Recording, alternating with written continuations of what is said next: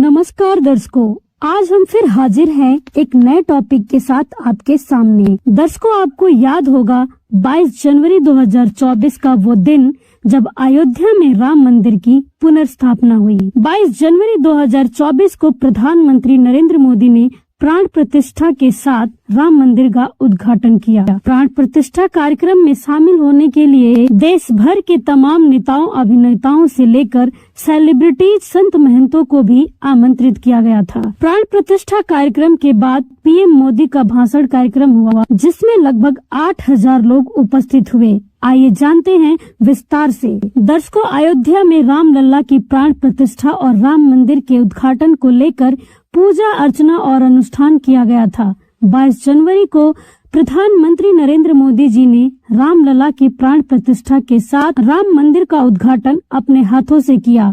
आपको बता दें कि अभी राम मंदिर का निर्माण कार्य पूरा नहीं हुआ है। 2025 तक राम मंदिर के निर्माण कार्य के पूरा होने की संभावना बताई जा रही है। दर्शकों, यह स्थल बाबरी मस्जिद का पूर्व स्थान है, जिसे 16वीं शताब्दी में बनाया गया था। राम और सीता की मूर्तियां 1949 में मस्जिद में रखी गई थी। इससे पहले 1992 में इस पर हमला किया गया और इसे ध्वस्त कर दिया गया।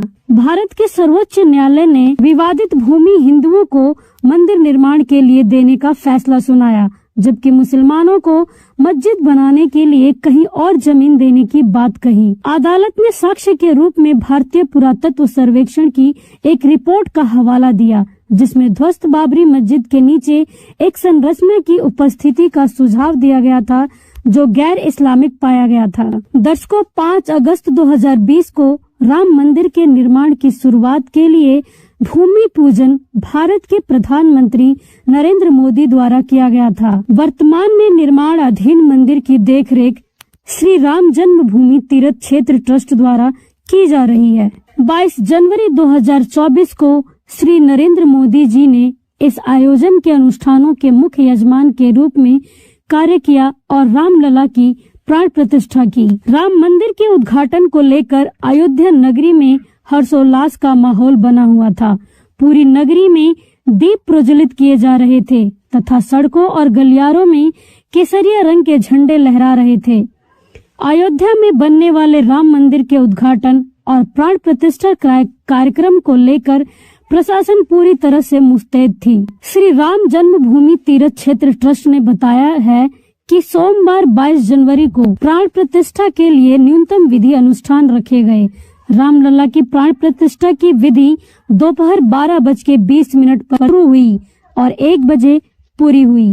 राम लल्ला की प्राण प्रतिष्ठा को 84 सेकंड के शुभ मुहूर्त में किया गया। भारत समेत दुनिया की नजरें प्राण प्रतिष्ठा के ऐतिहासिक घड़ी पर टिकी रही। समारोह पूरा होने के बाद अवधपुरी 10 लाख दीपों से जगमगा गई। प्राण प्रतिष्ठा समारोह पूर्ण होने के उपरांत राम ज्योति प्रज्वलित कर दीपावली मनाई गई। शाम को अयोध्या 10 लाख दीपों के साथ साथ मकानों, दुकानों, प्रतिष्ठानों और पौराणिक स्थलों पर राम ज्योति प्रज्वलित की गई। अयोध्या की सरयू नदी मिट्टी के बने दीपों से रोशन हुई। साथ ही लगभग 100 मंदिरों, प्रमुख चौराहों और सार्वजनिक स्थलों पर दीप प्रज्वलित किए गए। दर्शकों, इस दिन अयोध्या ही नहीं बल्कि पूरे देश में दिवाली जैसा माहौल रहा। हर घर में रंगोली, दीप और पटाखों से दीपावली मनाई गई। राम मंदिर प्राण प्रतिष्ठा तथा उद्घाटन को लेकर अयोध्या में तैयारियां जोरों पर थी। इस समारोह को भव्य बनाने के लिए देशी तथा विदेशी मेहमानों को निमंत्रण कार्ड भेजे गए थे, जिनमें से कुछ ने शामिल होने का वादा किया तो कुछ ने निमंत्रण कार्ड ठुकरा कर न आने के संकेत दिए थे।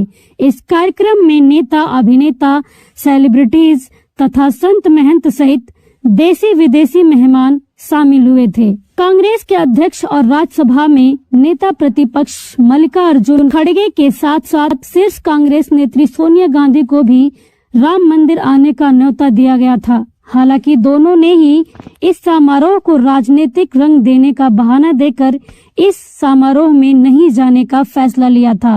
एनसीपी नेता शरद पवार ने भीड़ के कारण शामिल न होने के संकेत दिए थे।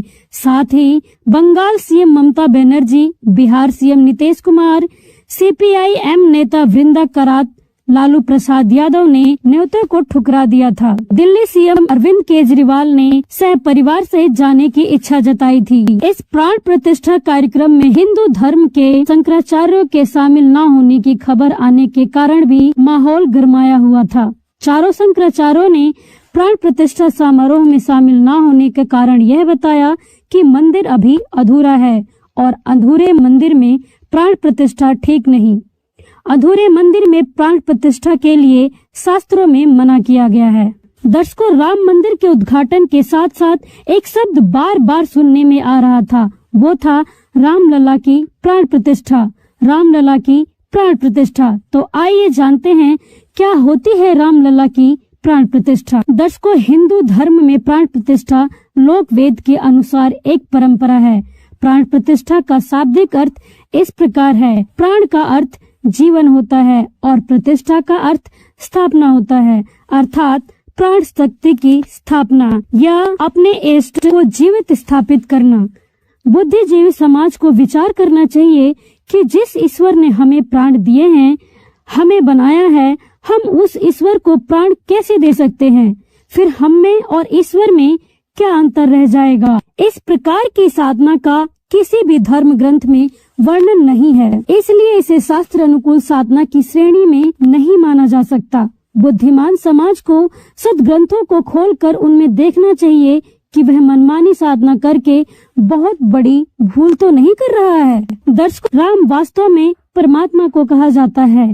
राम भगवान, अल्लाह, खुदा, रब, गॉड, प्रभु, स्वामी, ये परमात्मा के पर्यायवाची शब्द हैं। श्री ब्रह्मा, विष्णु, महेश, ये तीनों लोक के राम अर्थात प्रभु हैं। श्रीमद् भगवत गीता अध्याय 15 श्लोक 16-17 में 3 प्रभु बताए हैं। क्षर पुरुष, अक्षर पुरुष, उत्तम पुरुष। क्षर पुरुष को काल ब्रह्म भी कहते हैं, जो श्री ब्रह्मा, विष्णु, महेश जी के पिताजी हैं। ये 21 ब्रह्मांड के राम अर्थात प्रभु हैं। ये नासवान हैं। दूसरा है अक्षर पुरुष, जिसे पर ब्रह्म भी कहते हैं। ये 7 संग ब्रह्मांड के प्रभु अर्थात राम है। ये भी नासवान है।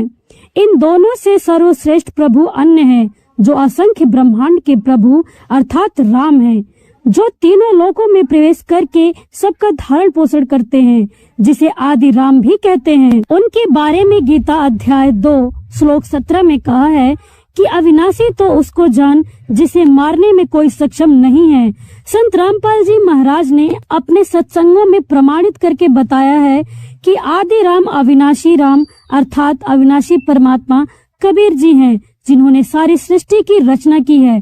गीता, वेद, कुरान जैसे पवित्र शास्त्र भी कबीर देव कबीर परमेश्वर के साक्षी हैं।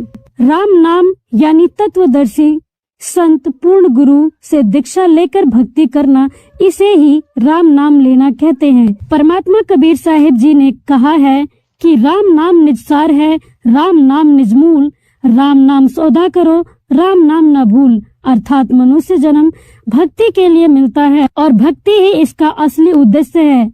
इसलिए पूर्ण संत से नाम लेकर भक्ति अवश्य करें। यदि आप भी संत रामपाल जी महाराज से जुड़ना चाहते हैं, अपने एंड्रॉयड मोबाइल में संत रामपाल जी महाराज ऐप को गूगल प्ले स्टोर से डाउनलोड कर सकते हैं।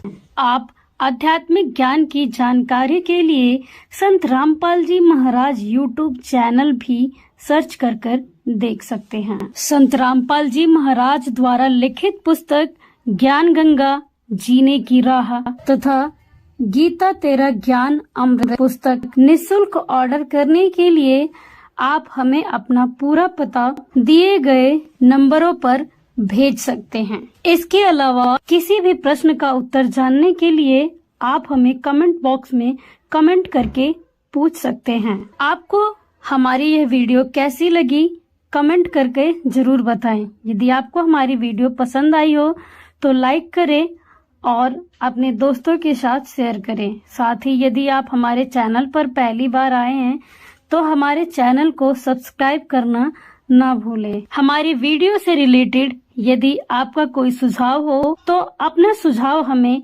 कमेंट बॉक्स में लिखकर जरूर भेजें। धन्यवाद।